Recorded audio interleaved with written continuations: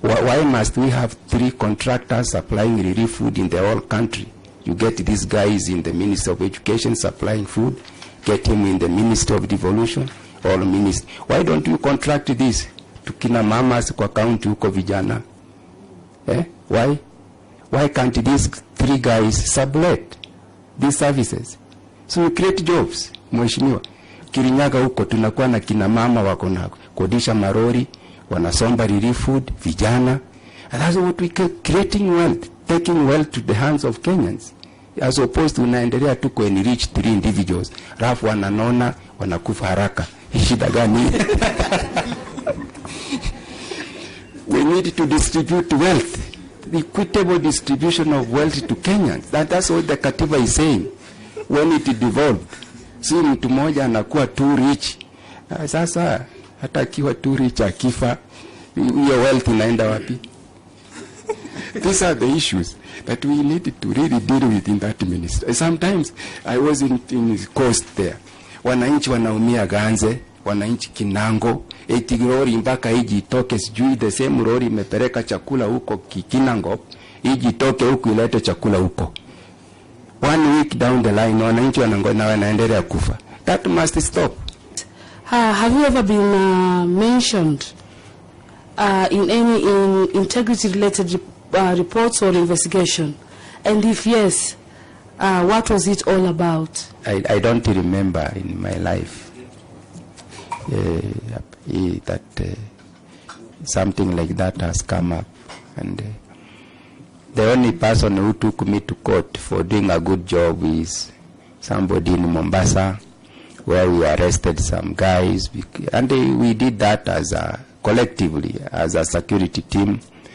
And they decided to take me as an individual to court. That's the only thing I can remember. We were brought up by very strict parents, SDA, strict rules. We were taught to do all jobs in the fetch water, go chanja kuni uko nje, you know. So we were brought up that way, and respect other people. So you see, and the coast people can attest to this. Mheshimiwa Haika, you know the office. I have demonized the way government offices work in coast. You know, open door system, respect for human dignity. You know, so I don't remember. And if there is anything, if there is anybody who wants to bring up allegation, shauri yake. But how do you feel that in this position you will be able to tackle the monster of corruption and the cartels? I know your system, I know how you are, but can you give us some sort of idea of how you might want to approach this particular problem? Sometimes we complicate corruption by ourselves as leaders. You know why? How? Why and how? If you are a CEO, and surely you are honest, and you don't want to take anything from these cartels, then what will stop you from dealing with them, eradicating them? That's how I dealt with Coast. Mohammed Ali is here, Mheshimiwa Haika is here, and the leaders from Coast can attest you. It would be very difficult for any individual, regardless of your position, to walk in the office and tell me, Mr. Marwa, let's go for tea. Go for tea where? Where? Let's meet Gioni for someone for the road. What is that? Let's meet on the weekend somewhere we discuss. Come to the office if it's official, right? It starts with one individual. Let's not point fingers to so many people.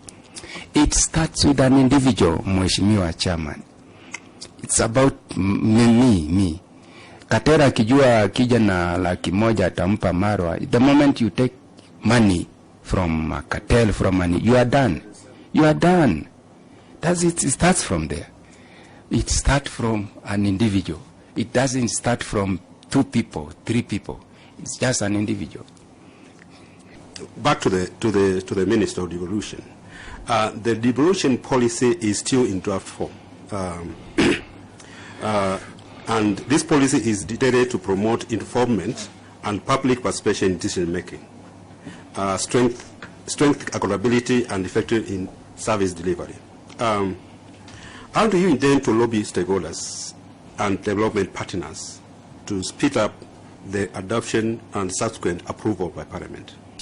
We thank the development partners who have really pumped a lot of money in this, and the research has been done on this, and I'm sure very soon Waziri wa Marwa will be tabling this to Cabinet.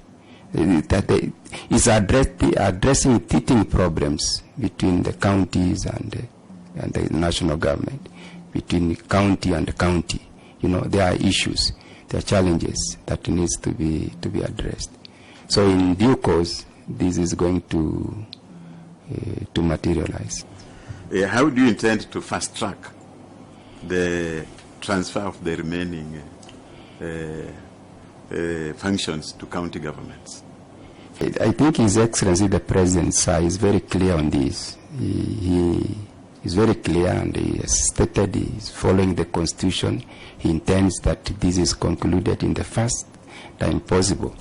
So we, his lieutenants, are going to ensure that this is fast-tracked very fast. I have an advantage. I was in the field. I know what was happening. And when we talk of assets and reliabilities, these are very broad subject. You see, there were so many assets. Some of them, when these units were formed, wengine walikimbia tu kutaka kugrab. We must have sanity in this country. We must ensure kama kulikuwa na nyumba ya serikali wapi, we need to know iko wapi. Just like what we have done Mheshimiwa Mohamed Ali in Mombasa. Yeah, we need to ascertain this property belongs to Kenyans, not to a single individual. So I think the ministry is running very fast on this, and in due course, Waziri will be tabling the whole policy document before the cabinet for discussion and approval. We keep on talking about devolution, and youths being 60% in this country, they are not really involved when it comes to the money meant for counties, because this money don't reach the youth. What are you going to do about it to make sure that you end corruption in counties? Number two, I can see you are so passionate about drugs, and that is one reason that I decided to venture into the world of politics, because our children are dying. Initially, there was a problem in Mombasa. There was no political will, there was sycophancy, and there was political conmanship. Now that we have new faces in Coast region as leaders who are ready to fight the issues of drugs, how are you going to chip in and assist us? In fact, in terms of drug addicts, how are you going to help?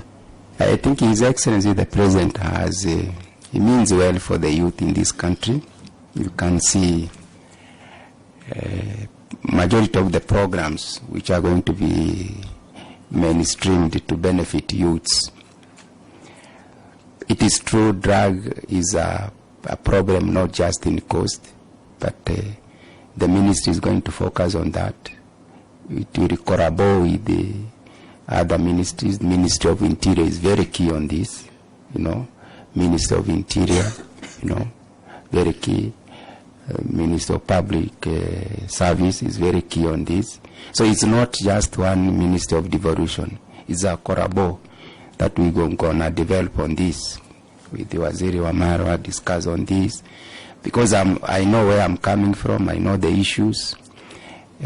I'll be very passionate on this, and I want to ask Coast people to count on us, to count on the government, that we are going to surmount the challenge.